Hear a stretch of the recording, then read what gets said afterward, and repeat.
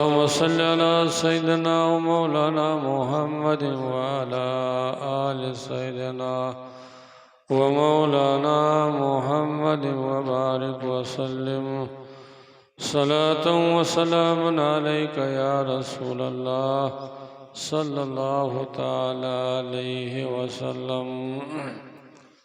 मुअज़्ज़ज़ और मोहतरम हाज़िरीन महफ़िल, और स्टेज पर तशरीफ़ फरमा उलमाए अहले सुन्नत। अभी आप हज़रात ने हज़रत अल्लामा व मौलाना सग़ीर रज़ा साहब की ज़बानी बेहतरीन इस्लाही मालूमाती मुदल्लल मुफ़स्सल तक़रीर आप हज़रात ने समाअत की है। अल्लाह जल्ल शानहू आपको और हमको और हर मुसलमान को कुरान और हदीस की बातों को समझने की तौफ़ीक़ अता फरमाए और समझ करके उसको दिल दिमाग में रख करके सुनने और सुनाने से ज़्यादा अमल करने की तौफ़ीक़ अता फरमाए। आप और हम ज़िक्र खुदा ज़िक्र मुस्तफ़ा के महफ़िल में बैठे हुए हैं। दुनिया में बहुत सारी महफ़िलें मुनक़िद की जाती है और हर महफ़िल की हैसियत अलग अलग होती है। शादी की महफ़िल की हैसियत अलग होती है, सियासत की महफ़िल की हैसियत अलग होती है, दुनियादारी की महफ़िल की हैसियत अलग होती है। जहाँ कुरान हदीस की महफ़िल मुनक़िद की जाए उस महफ़िल की हैसियत फिर अलग होती है।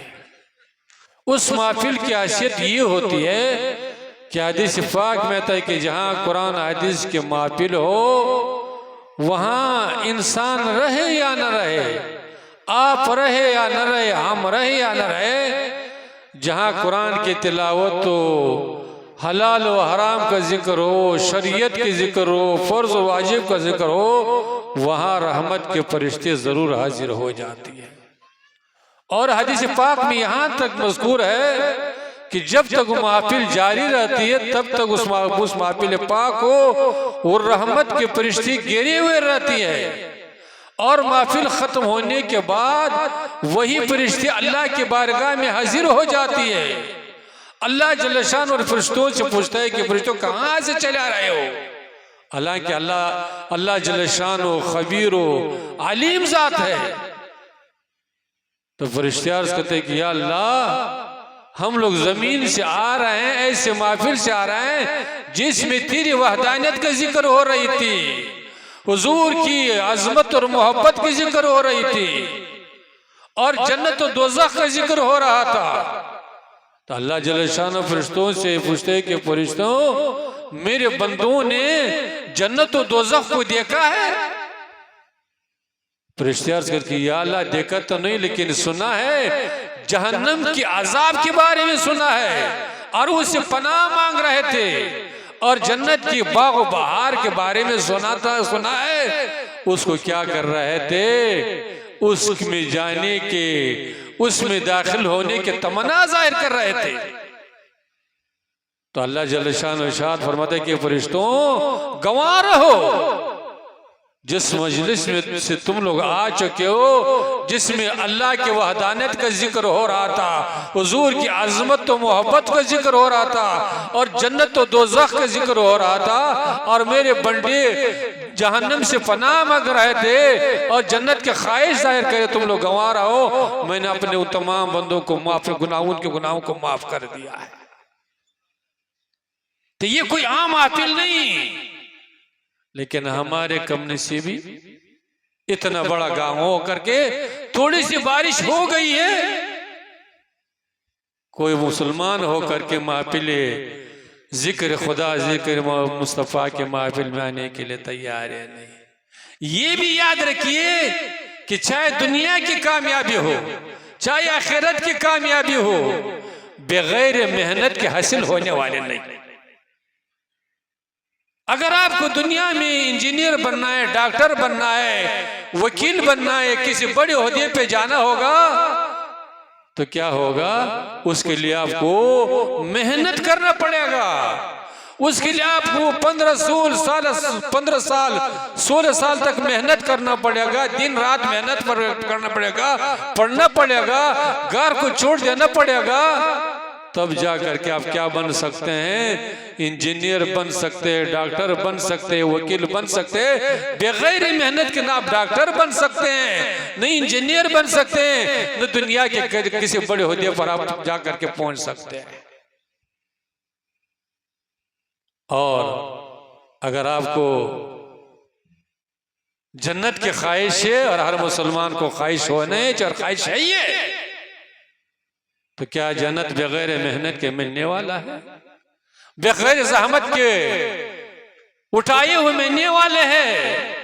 सहाबा किराम रिदवानुल्लाह ताला अलैहिम अजमईन ने इस जन्नत के उसूल के लिए कैसे कैसे मेहनती किए, कैसे कैसे तकलीफें बर्दाश्त की कि उसको बयान नहीं किया जा सकता है। हजरत बिलाल हबशी रज़ियल्लाहु ताला अन्हु कौन नहीं जानता है, हबशा के रहने वाले गुलाम है। लेकिन क्या हो रहा है, मदीना मुनव्वरा के मक्के के गली में क्या कर रहे हैं, कुफार मुशरिकीन उसको उस पर तकलीफ और आइज़तें तकलीफें पर दे रहे हैं।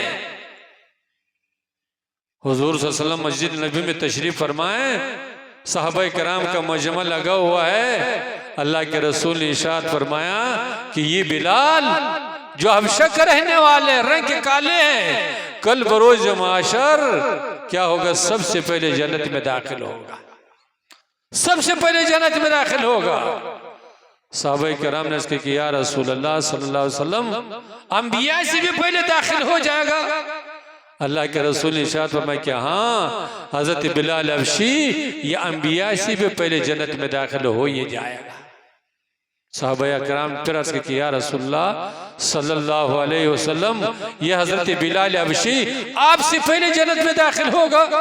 अल्लाह के रसूल ने इरशाद फरमाया कि हाँ, ये हजरत बिलाल हबशी रज़ियल्लाहु ताला अन्हु मुझसे भी पहले जन्नत में दाखिल होगा, लेकिन किस शक्ल में दाखिल होगा, मेरे सवारी का लगाम तामिए हुए क्या होगा, सबसे पहले हजरत बिलाल हबशी जन्नत में दाखिल हो ही जाएगा।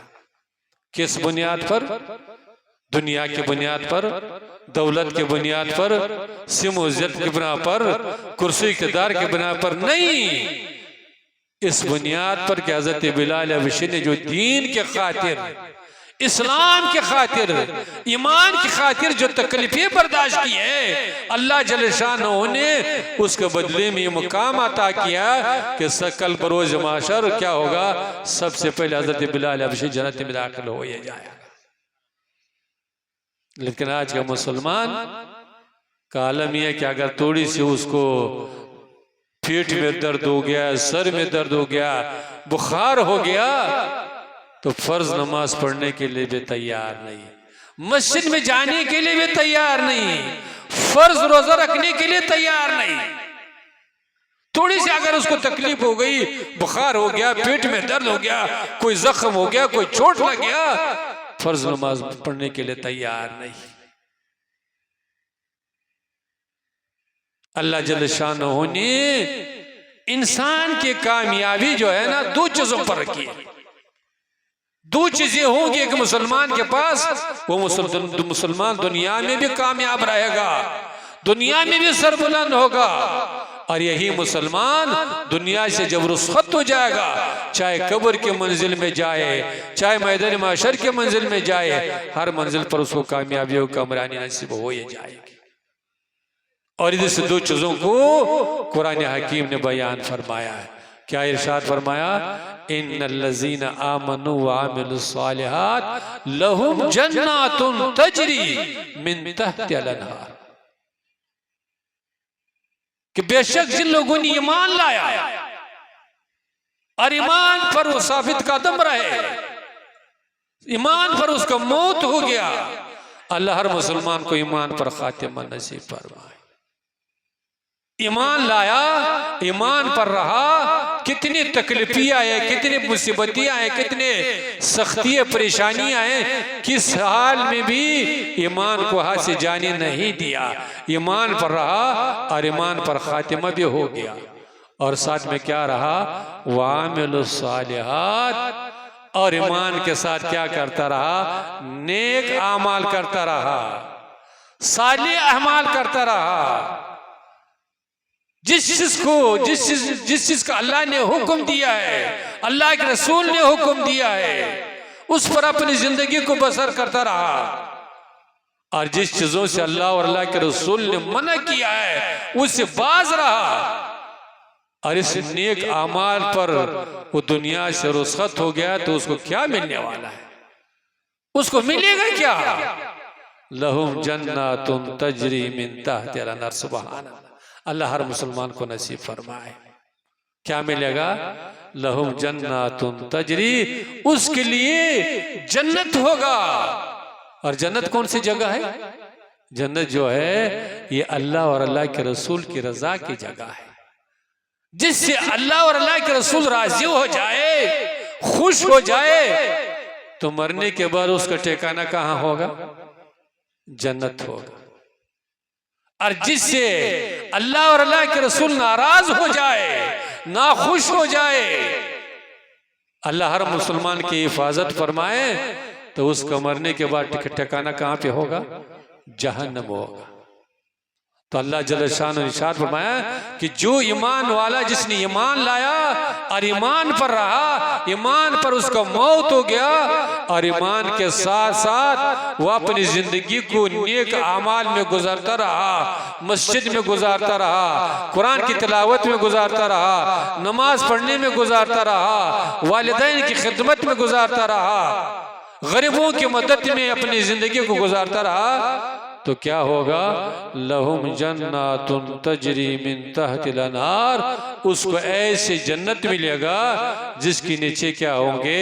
शहद के नहर भी जारी होगी, दूध की नहर भी जारी होगी। ऐसी ऐसी नेमतें उसको मिलेंगी कि इंसान तो उसको तस्वुर भी नहीं कर सकता, इंसान तो उसको बयान भी नहीं कर सकता। वज़ालिका फौजुल कबीर। अल्लाह जल्ल शान फरमाते हैं कि ये जन्नत मिलना आखिरत की कामयाबी, ये सबसे बड़ी कामयाबी है। आखिरत की कामयाबी ये सबसे बड़ी कामयाबी। क्यों भाई? दुनिया के एक आदमी कितना कामयाब रहे, कितना जमीन मकान का मालिक हो जाए, दौलत का मालिक हो जाए, तो क्या होगा? चंद सालों की कामयाबी होगी, 60 साल 70 साल की कामयाबी होगी। उसके बाद क्या होगा? दुनिया से हो जाएगा, मकान भी रह जाएगा, जमीन भी रह जाएगी, दौलत भी रह जाएगी, कुर्सी इक़्तिदार भी रह जाएगा। लेकिन आखिरत की कामयाबी ऐसी कामयाबी है, अल्लाह हर मुसलमान को नसीब करे कि जिस खुश नसीब को आखिरत की कामयाबी मिल जाए, फिर वो खत्म होने वाले नहीं, फिर वो खत्म होने वाले नहीं। और वो आखिरत की कामयाबी का आयश व अशरत, आराम, हदीस पाक में आता है कि जो ईमान वाले, नेक अमल करने वाले जन्नत में पहुंच जाएंगे अगर उसके दिल में सेब खाने की ख्वाहिश हुई, अमरूद खाने की ख्वाहिश हुई, अनार खाने की ख्वाहिश हुई, सिर्फ दिल में ख्वाहिश हुई, तो ये नहीं कि वो जा करके दरख्त के पास जाए, उसको अनार को तोड़ करके लाए, उसको काटे, साफ सुथरा करे, उसके बाद खाए, नहीं। बल्कि क्या होगा? उसके दिल में ख्वाहिश हुई, अनार खाने की ख्वाहिश हुई, सेब खाने की ख्वाहिश हुई, तो क्या होगा? सेब सामने में हाजिर हो ही जाएगा, सिर्फ ख्वाहिश ही हुई है। अमरूद की ख्वाहिश हुई, वहां तोड़ने की जरूरत नहीं, साफ करने की जरूरत नहीं, सिर्फ आपके दिल में ख्वाहिश हुई, जन्नती की ख्वाहिश हुई, सामने में क्या हो जाए? अमरूद हाजिर होगा, साफ सुथरा धोया हुआ, आप तनावुल फरमा लीजिए। लेकिन ये जन्नत मिलेगा कब? सोने से मिलेगा? आराम करने से मिलेगा? नहीं, जन्नत तब मिलेगा कि आप क्या करें? अल्लाह के रास्ते में मेहनत करें, अल्लाह के रास्ते में आप जहमत उठाए, अल्लाह के रास्ते में सुबह उठ करके अजान सुन करके गर्म नरम बिस्तर को छोड़ करके आराम को छोड़ करके मस्जिद में जाएंगे, जमात के साथ नमाज पढ़ेंगे तो क्या होगा? यही नमाज का हो क्या करेगा? आपको जन्नत में ले करके चला जाएगा। इसलिए तो हुजूर ने फरमाया कि रकातान मिनल फज्र खैरुम मिनद दुनिया व मा फिहा, कि फज्र के 2 रकात पढ़ना ये दुनिया से भी बेहतर है, दुनिया के तमाम चीजों से भी बेहतर है। फज्र की सिर्फ 2 रकात नमाज पढ़ना क्यों बेहतर है? दुनिया से भी बेहतर है, बादशाहत से भी बेहतर है, ताजमहल से भी बेहतर है, लाल किले से भी बेहतर है। क्यों बेहतर है? उलमा ने इसके वजाहत की कि इसलिए बेहतर है कि दुनिया का कोई भी नेमत हो, कुर्सी हो, इख्तिदार हो, बादशाहत हो, तो क्या होगा? ये चंद दिनों के लिए होगा, जिंदगी तक होगा। लेकिन अगर आपने फजर की नमाज अदा की होंगी, अल्लाह हर मुसलमान को तौफीक अता फरमाए, तो दुनिया में भी ये 2 रकात आपके लिए क्या होगा? रहमत का जरिया बनेगा, कामयाबी का जरिया बनेगा, इत्तेफाक व इत्तेहाद का जरिया बनेगा, अल्लाह के रहमतों का जरिया बनेगा। और मरने के बाद भी ये 2 रकात आपको नहीं छोड़ेगा, कब्र के अंधेरे से भी आपको बचाएगा, कब्र की तन्हाई से भी आपको बचाएगा, मैदान माशर की गर्मी से भी बचाएगा। और ये 2 रकात क्या करेगा? जन्नत की कुंजी बन करके आपको जन्नत में ले करके चला जाएगा। लेकिन आज का मुसलमान फजर की नमाज पढ़ेगा, हमारे जवान 1 बजे 2 बजे तक मोबाइल में लगा रहेगा, ये फनकार को देखा, वो फिल्म को देखा, इधर घुमाया उधर घुमाया, और 1 बजे 2 बजे के बाद सोएगा, 8 बजे 9 बजे से पहले उठे गए। फजर की नमाज पढ़ेंगे मुसलमान। आज जो मुसलमान पर जालिम व जाबर मुसल्लत हो चुके हैं, मुसलमानों पर जो मुसीबतें आ चुके हैं, क्यों आए हुए हैं? कभी गौर किए हैं? ये हमारे अपने करतूत की वजह से, अपने बदआमालियों की वजह से आज हर मुसलमान परेशान बना हुआ है, हर मुसलमान को टेंशन में लगा हुआ है। घर में इत्तेफाक नहीं, घर में इत्तेहाद नहीं, सब कुछ है, खैर बरकत नहीं। क्यों भाई? इसलिए नहीं कि घर में 10 आदमी रह रहे हैं, अजान हो रही है, 10 आदमी में से एक आदमी मस्जिद में जाने के लिए तैयार है, तो खैर बरकत कहां से आएगा? घर में इत्तेफाक तो इत्तेहाद आएगा कहां से? आज भी मुसलमान मस्जिद को आबाद करे, बस्ती वाले मिल करके सब आदमी मस्जिद में जुट जाए, 5 वक्त नमाज बाजमात पढ़े, कुरान की तिलावत करे, हुजूर की सीरत को अपनाए, तो फिर लड़ने झगड़ने की जरूरत नहीं पड़ेगी, हंगामा करने की जरूरत नहीं पड़ेगी, तलवार और बासर ले जाने की जरूरत नहीं पड़ेगी। आप मस्जिद में जाएंगे, अल्लाह के बारगाह में गिड़गिड़ा जाएंगे, तो इंशाअल्लाहुल अजीज आपके घर में भी खैर और बरकत आएगा, इत्तेफाक होगी, इत्तेफाक इत्तेहाद भी आएगा, दुनिया की भी परेशानी भी दूर हो जाएगी, और जितना जालिम हो जाबिर है सबको सब अल्लाह अपने फजल और करम से नेस्तनाबूद फरमाए देगा। लेकिन मुसलमान ये करने के लिए तैयार है नहीं, वह काफी हो चुका है। ये साहिब खाना ने शादी के मौके पर इस महफिल को मुनक़िद की है। अल्लाह ताला इस शादी को मुबारक फरमाए, दुल्हन और दुल्हन को खैर व आफियत की, सेहत व तंदुरुस्ती की, उल्फत व मोहब्बत की लंबी हयात अता फरमाए, नेक और साले औलाद अता फरमाए।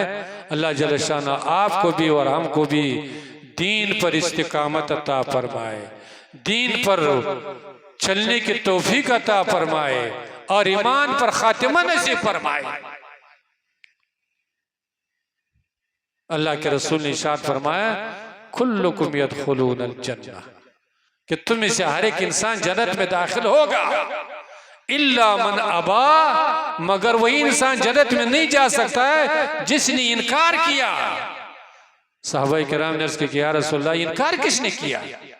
जो मुसलमान होगा, दाढ़ी होगी, टोपी होगी, तो फिर इनकार का कहां सवाल।